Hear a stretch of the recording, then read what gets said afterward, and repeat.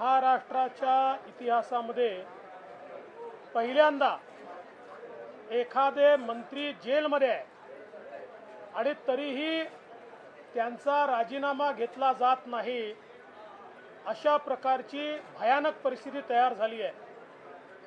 मंत्र्यांवर लागलेला आरोप साधासुद्धा नाही आहे, थेट दाऊदशी व्यवहार केल्याचा आरोप आहे आणि त्यांना जी काही जेल रिमांड मिळाली आहे त्या रिमांडचा ऑर्डर बघितला तर कशा प्रकारे ही प्रायमा फेसी केस आहे हे त्या रिमांड ऑर्डरमध्ये देखील लिहिण्यात आलेलं आहे। सरळ सरळ मुंबई बॉम्बस्फोटाच्या आरोपींकडनं जे जन्मठेपेत आहेत अशांकडनं कवडी मोल भावानं जमीन विकत घ्यायची, तिसऱ्याची जमीन मालकाला एक नवा पैसा द्यायचा नाही आणि त्याचा कब्जा मिळवून दिल्याबद्दल दाऊदची बहीण हसीना पारकर हिला 55 लाख रुपये द्यायचे। हे पैसे कुठे वापरले गेले?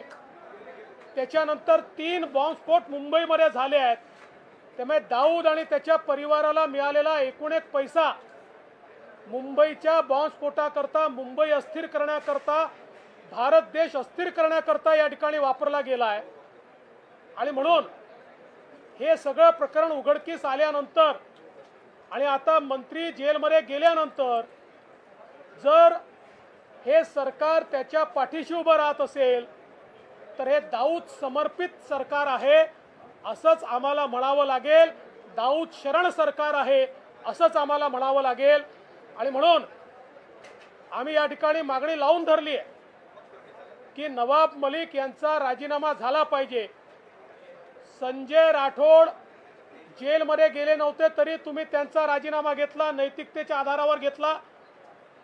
इथे तर नवाब मलिक थेट जेलमध्ये आहेत आणि गंभीर आरोप आहे। एवढे गंभीर आरोप असताना नेमकं नवाब मलिकांना वाचवण्याचं कारण काय?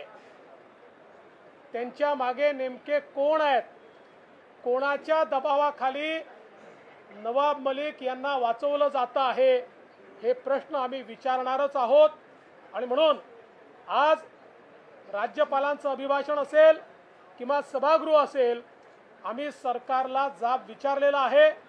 सरकार पळ काढतंय, पण आमचा आग्रह आहे की कुठल्याही परिस्थितीमध्ये नवाब मलिक यांचा राजीनामा झालाच पाहिजे।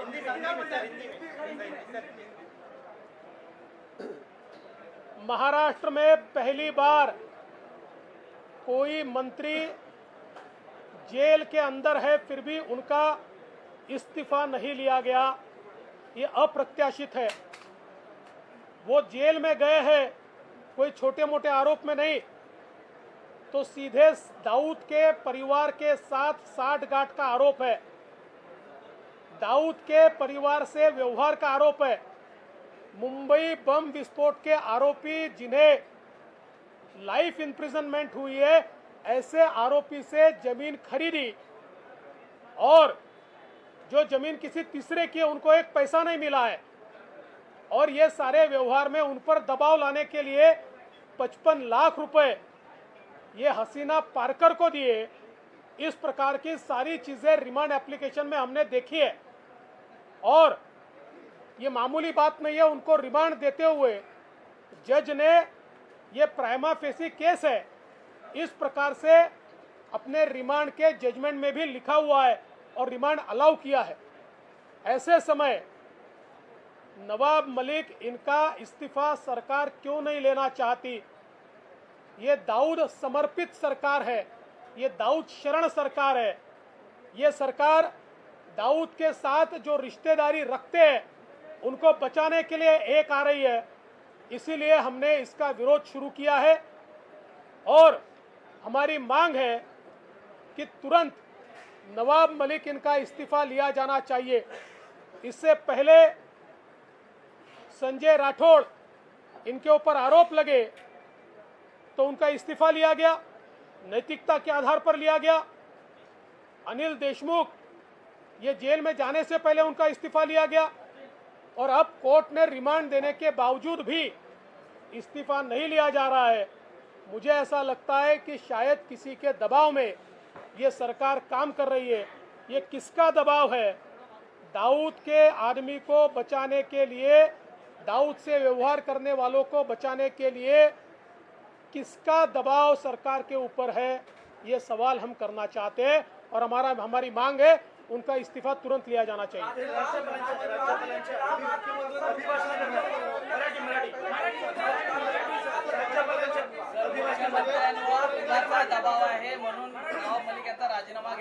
आमचा हाच प्रश्न मुख्यमंत्र्यांना आहे की जी शिवसेना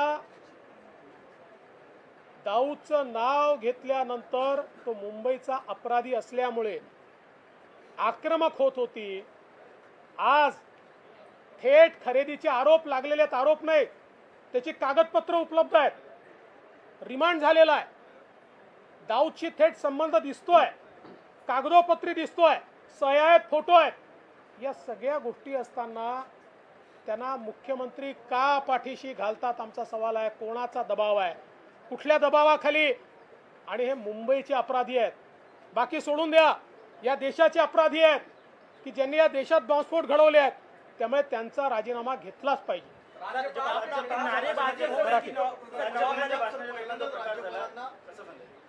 असं आहे की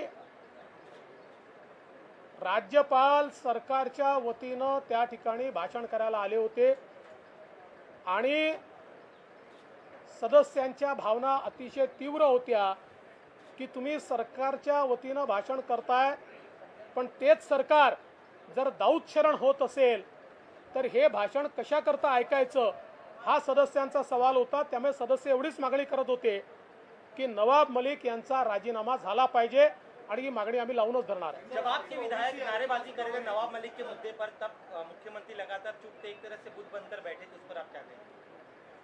मुख्यमंत्री चुप्पी छोड़े, यही तो हमारी मांग है। दाऊद के साथ उनके मंत्री की साठगांठ सामने आने के बाद भी अगर मुख्यमंत्री चुप्पी साध कर बैठेंगे तो मैं सवाल पूछना चाहता हूँ, सरकार चलाने के लिए कौन से स्तर का कॉम्प्रोमाइज आप करना चाहते हो, ये भी जवाब मिलना चाहिए।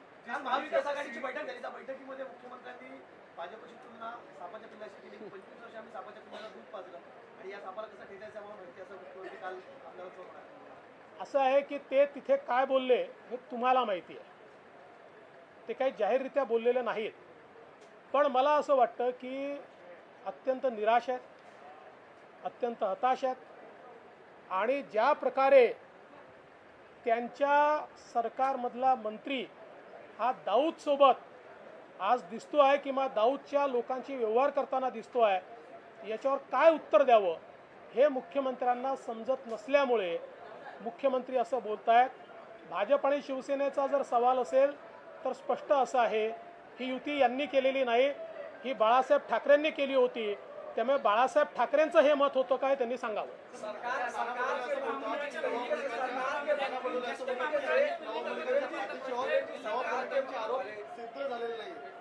नाना पटोले असंही म्हणू शकतात की आम्ही दाऊदच्या पाठीशी आहोत, त्यांना बोलल्यापासून कोण थांबवू शकतं, पण नवाब मलिकांचा जो काही संबंध दाऊदच्या लोकांशी आलाय, आम्ही त्याला पाठिंबा देऊ शकत नाही। सरकार के मंत्री जिस तरीके से राज्यपाल के खिलाफ सीढ़ियों पर बैठकर प्रदर्शन कर रहे हैं और राज्यपाल को कह रहे हैं संविधान का अपमान किया, इसमें देखिए सच तो ये है कि राज्यपाल जिस समय राष्ट्रगान की शुरुआत करना चाहते थे तभी यही लोग नारेबाजी कर रहे थे।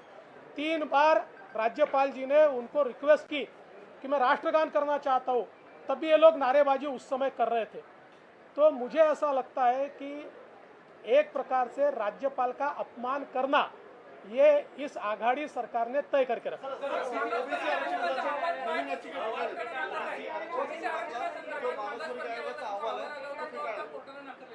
मला त्याची कल्पना नाही, पण नाकारला असेल तर हे मला असं वाटतं अत्यंत दुर्दैवी आहे। सरकारने या संदर्भात तात्काळ पुढची कारवाई केली पाहिजे आणि काल परवा सांगली जिल्ह्यातल्या 10 गावांनी 5 दिवसामध्ये इम्पेरिकल डेटा तयार करून दिला। 5 दिवसामध्ये सरकारची देखील त्यांना आवश्यकता पडली नाही, त्यामुळे सरकारने गांभीर्याने काय निर्णय आला आहे, त्यातले काय शॉर्टकमिंग्स आहेत, दीड 2 वर्ष आपण घालवून राहिलो, त्याच त्या गोष्टी सांगून राहिलो. या 1.5 वर्षामध्ये हे सगळं काम पूर्ण करता आलं असतं जे कोर्टाने सांगितलं आहे. तथापि काय नेमकं कोर्टाने सांगितलं याची मला कल्पना नाही आहे, ते पाहिल्यावरच मी बोलेन. पण हे दुर्दैवी आहे. आमची मागणी स्पष्ट आहे. राज्य निवडणूक आयोगाचे काय अधिकार असतील आम्हाला माहिती नाही. पाहिजे तर सरकारने ते अधिकार स्वतःकडे घ्यावेत. पण जोपर्यंत ओबीसी आरक्षण होत नाही तोपर्यंत निवडणुका घेण्यात येऊ नये. ओबीसी आरक्षणाशिवाय निवडणुका आम्हाला मान्य नाही. सर, केवल 4 महीने बाकी है संजय पांडे की मुंबई पुलिस कमिश्नर पद पर जो नियुक्ति की गई है उसको लेकर के भी सवाल उठ रहे हैं. उसको लेकर के आपके क्या? देखिए, सरकार ने नियुक्ति की है, अभी इसके ऊपर ज़्यादा बोलने का कारण नहीं है. हम देख रहे हैं क्या हो रहा है, उसके ऊपर हमारा ध्यान है, हमारी नज़र है. चिंता मत करिए. खास वजह जुने लाया गया है. सुप्रीम कोर्टाचा फैसला आलाय जोपर्यंत पुढचे निर्देश येत नाही तोपर्यंत ओबीसी आरक्षणाचा सह निवडणूक होणार नाही अशा प्रकारची नहीं, मी बोललो त्याच्यावर, मला ते पूर्ण समजल्यावरच मी बोलेन त्याच्यावर. ये भी जानना कि बहुत सारे महानगर पालिका के चुनाव लगातार पेंडिंग होते जा रहे हैं, लेकिन आयोग का के अहवाल को सुप्रीम कोर्ट ने मानने से मना कर दिया. देखिए, ये बहुत दुर्दैवी है. सरकार ने पिछले 1.5-2 साल में केवल समय गंवाया है. सांगली में 10 गांवों ने 4-5 दिन में 6 दिनों में एम्पिरिकल डाटा तैयार करके दिखा दिया कि कितना आसान है ये तैयार करना. बावजूद उसके सरकार की ओर से केवल समय काटने का काम चल रहा है. हमारी सीधी मांग है, जब तक ओबीसी पॉलिटिकल आरक्षण का निर्णय नहीं होता तब तक महाराष्ट्र में कोई भी स्थानीय निकाय के चुनाव नहीं होने चाहिए. त्यामुळे निवडणुका खूप पुढे ढकलल्या जातील. अनेक महापालिकांमध्ये प्रशासक 1.5-2 वर्ष झाले आहेत आणि अशी जर मागणी केली तर ती त्या निवडणुका अजून पुढे ढकलण्याची शक्यता आहे. प्रश्न 6 महिने 2 महिने 4 महिने प्रशासक राहिला तर फरक पडत नाही. पण ओबीसींचे हक्क गेले तर ते नेहमी करता जाणार आहे. त्यामुळे ते हक्क महत्त्वाचे आहेत. ठीक आहे, सरकार प्रशासकाच्या माध्यमातून मनमानी करते आहे, काही ठिकाणी भ्रष्टाचारही चाललाय, त्याला उचित ठिकाणी आम्ही उचलू. पण त्याकरता ओबीसींच्या हक्काशी कॉम्प्रोमाइज आम्ही करणार नाही. बऱ्याच महिन्यानंतर मुख्यमंत्री विधानभवनात आलेले आहेत. तुमचा काही संवाद झाला का? माझा अद्याप काही संवाद झाला नाही, पण मला आनंद आहे की ते विधानभवनात आलेले आहेत आणि त्यांना उत्तम आरोग्य लाभावं अशी आमची शुभेच्छा आहे. चालेल.